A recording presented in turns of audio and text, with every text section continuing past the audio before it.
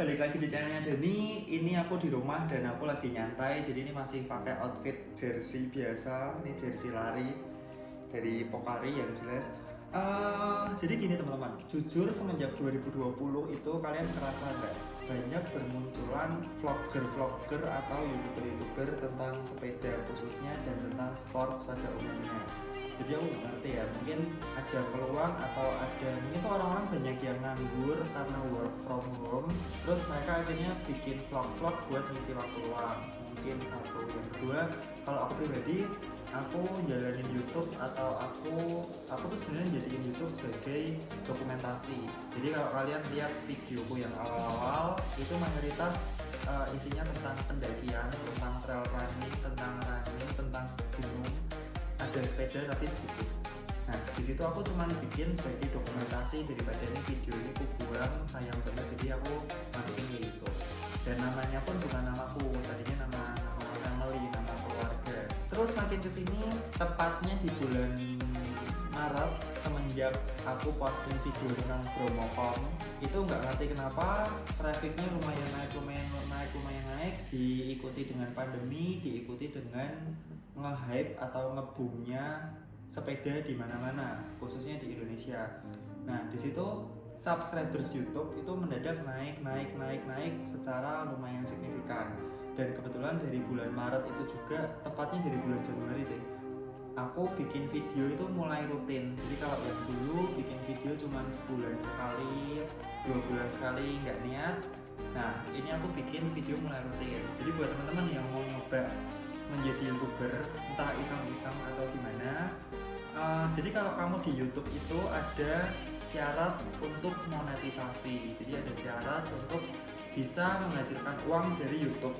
Syaratnya apa? Yang pertama, kamu harus punya 1000 subscriber. Ini menurutku gampang. Kenapa gampang? Karena kamu bisa manfaatin semua temanmu yang ada. Bahkan aku sendiri punya akun email tuh ada 5 atau 6 gitu, jadi itu kepakai semua. Jadi kalau satu orang punya email lebih dari satu, jadi kan dia bisa bantu buat subscribe. Dan kamu bisa minta teman, bisa minta saudara dan lain-lainnya. Nah yang susah itu persyaratan yang kedua. Syaratnya adalah harus punya 4000 jam tayang buat lolos syarat monetisasi. Jadi aku ulang ya, yang pertama 1000 subscriber, yang kedua 4000 jam tayang. Nah 4000 jam tayang itu yang susah. Bayangin, itu 4000 jam, bukan 4000 menit. 4000 jam sama dengan 240.000 menit. Padahal kita posting video itu paling 10 menit. Jadi bayangin harus ngumpulin berapa penonton buat dapetin 240.000 menit atau 4000 jam tayang. Coba kalian hitung sendiri. Dan 4000 jam tayang itu diakumulasi dalam waktu 1 tahun. Jadi videomu 1 tahun itu harus totalnya sekitar 4000 jam tayang baru lolos syarat monetisasi.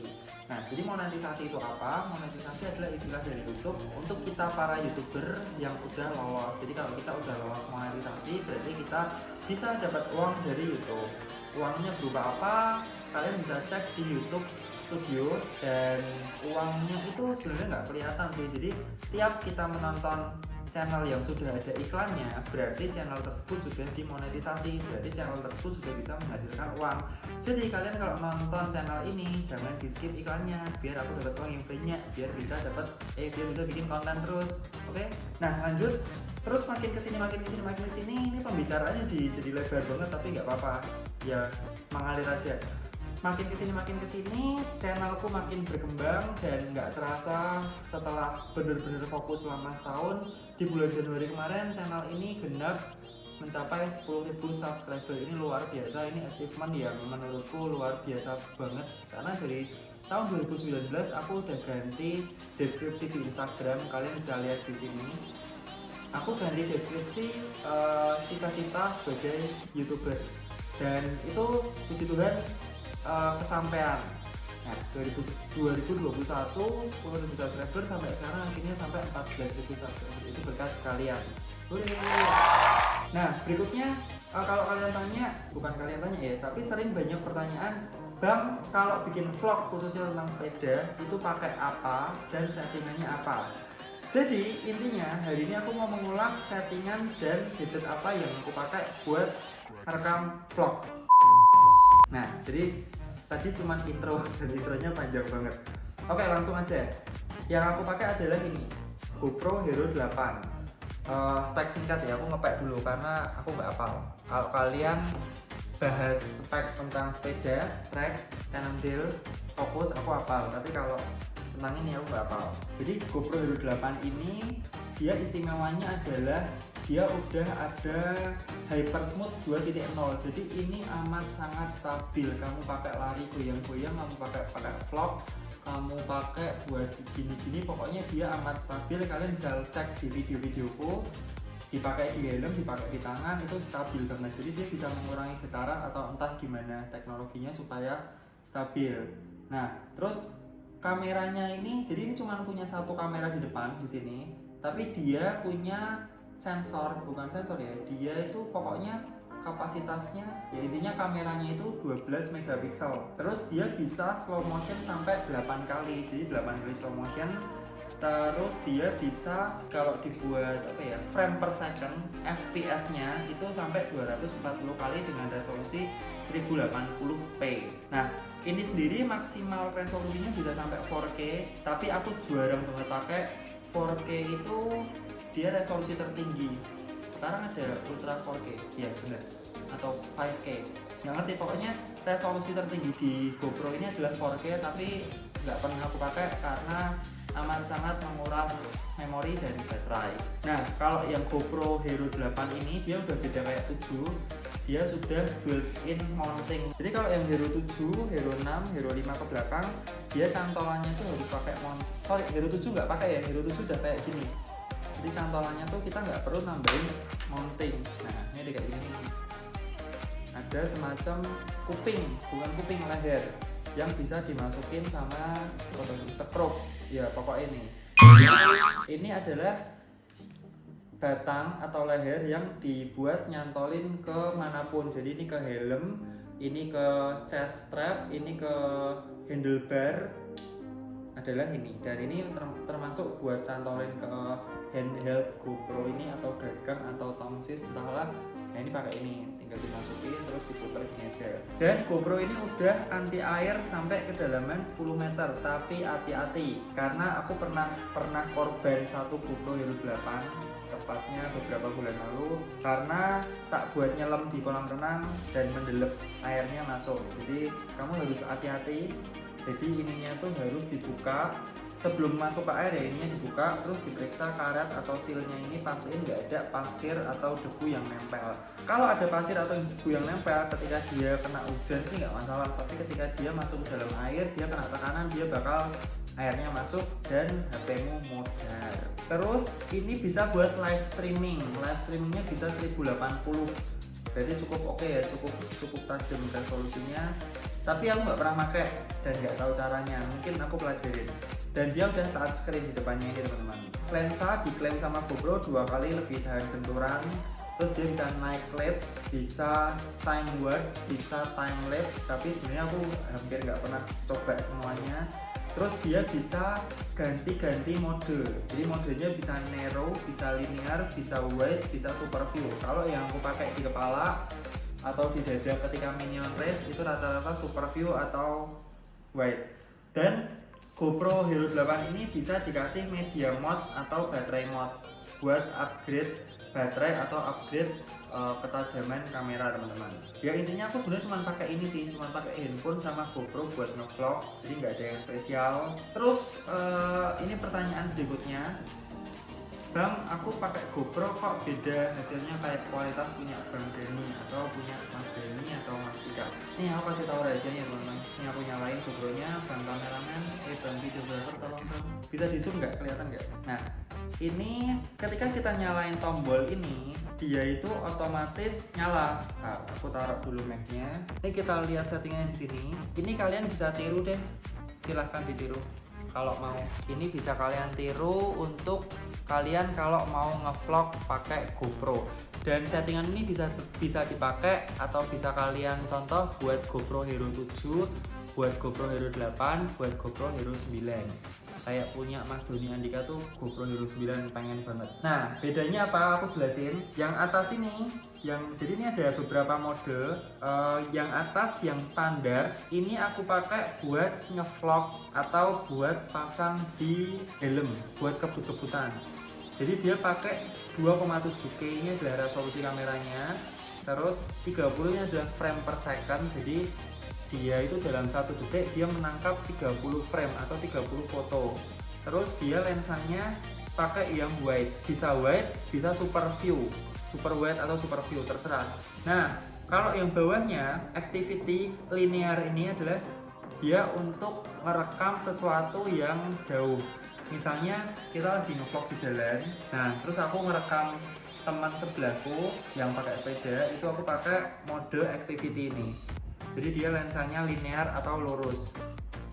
Resolusinya cukup 1080 aja, frame per secondnya 60. Kenapa aku bikin 60 frame per secondnya? Karena kalau aku pengen bikin sinematik atau slow motion atau ya intinya pengen dibuat yang halus-halus gitu, aku bisa manfaatin tanpa mengurangi kualitas hasil video. By the way, aku sebenarnya bukan orang yang belajar fotografi atau videografi, jadi ini semua murni otodidak dan belajar dari YouTube, dari Google. Nah, yang berikutnya adalah sinematik. Sinematik ini biasa aku bikin buat nge-review barang-barang. Jadi kalau butuh hanya nge-review sepatu, nge-review sepeda. Jadi kalau aku merekam gini di sepeda ini rata-rata pakai mode sinematik. Jadi resolusinya tetap 2,7K, terus frame per secondnya 30, tapi mode kameranya ini yang narrow. Narrow itu berarti yang sempit, jadi jarak pandangnya sempit banget. Ini supaya hasilmu tetap tajam, tetap bagus, tapi lensanya tuh nggak melebar. Kalau aku ngerekam video gini pakai lensa wide itu jadi sepedanya jadi kayak beletot gitu teman-teman. Terus di sini dia ada auto stabilization. Sebenarnya tuh settingnya tuh ada banyak, cuman ya nanti kalian utak-utik sendiri. Nah ini ada, bentar aku tunjukin sebentar. Nah ini ada hyper smooth, kalian bisa lihat di sini. Hyper smoothnya tuh sebenarnya yang high bisa, on bisa, yang boost bisa. Yang boost tuh yang paling stabil, jadi dia memaksa biar videomu tuh nanti ketika diupload atau ketika dilihat hasilnya stabil, nggak banyak goyang-goyang. Nah lagi aku tunjukin lagi, ini kalian bisa lihat, kalian boleh banget tiru ini kalau kalian mau ngevlog sepeda atau ngevlog traveling atau liburan. Nah kalian bisa tiru settingan ini. Jadi sebenarnya gampang banget dan apa ya, kalau pesanku sebagai kalian yang baru ngerilis jadi YouTuber, sebenarnya aku juga nggak ada hak atau nggak kompeten buat jelasin sih, karena aku juga belum apa-apa, cuman at least mungkin aku ada pengalaman lebih. Intinya di YouTube itu adalah konsisten dan terus mengupgrade diri kita. Maksudnya gini, mengupgrade diri itu yang pertama adalah kitanya, personnya. Jadi kita harus self branding, kita harus upgrade cara ngomong, kita harus upgrade penampilannya. Jadi nggak lucu kalau kita mau ngevlog tapi penampilannya tuh kacau, nggak rapi, itu kayaknya kok nggak enak dilihat ya. Terus kita ngupgrade tata bahasa, cara ngomong kita. Jadi aku bisa ngomong kayak gini tuh nggak serta-merta 1-2 hari dibalik, enggak, ini butuh proses beberapa lama. Karena awalnya ngomong di depan kamera tuh juga malu, izin. Ya intinya nggak semudah itulah. Terus kita ngupgrade skill kita. Skill kita itu apa? Skill ketika ngambil gambar, skill ketika menyesuaikan settingan kamera apa yang sesuai dengan video yang akan kita ambil. Jadi itu kita harus mempelajari. Terus kita harus upgrade cara ngedit kita, itu yang paling krusial, karena sebagus apapun view atau pemandangan gowesmu, kalau editanmu jelek, ya jelek, percuma. Tapi kalau sebenarnya kalau view-nya itu biasa aja atau jelek ya, misalnya kita sebenarnya jalan-jalan biasa aja, tapi yang ngedit pintar terus dikasih elemen-elemen yang lucu, guyonan kah atau efek-efek stiker-stiker gitu, kadang video bisa jadi menarik. Jadi itu harus kalian upgrade juga, nggak melulu soal gadget, nggak melulu soal sepedanya. Jadi gitu teman-teman, kayaknya udah ngobrol terlalu panjang lebar. Ini tanpa cut, tanpa edit, yang paling nanti di-cut dikit-dikit lah. Cuman semoga video ini bisa membantu kalian dan semoga aku juga bisa berkembang dengan kayak gini, dan aku juga masih berkembang. Sebenarnya masih pengen banget beli kamera 360, beli GoPro 9, pengen beli lensa pocket. Jadi kayak sepedaan apa sih, tukang foto culture di Jakarta yang bisa sepedaan sambil potret-potret. Tapi semua itu butuh uang. Kecuali kalau dari kalian yang nonton mungkin ada yang kerja atau ada yang punya perusahaan kamera atau apalah, mau sponsor ya aku terima dengan senang hati ya. Oke, mungkin sekian video kali ini. Tapi sponsor nggak cuma kamera ya, kacamata, helm, sepatu itu juga diterima. Ya, sekian deh video kali ini. Kalau ada pertanyaan dan saran langsung tulis di kolom komentar, dan mohon maaf kalau aku slow respon karena makin kesini itu ya mungkin karena aku upload video hampir tiap hari, jadi komentarnya tuh banyak banget. Sekali bales tuh bisa setengah jam, bisa sejam cuma buat balesin komentar. Tapi nggak apa-apa, aku tetap sebisa mungkin tetap bales, kecuali komentar sing rak mutu kita jadi ya.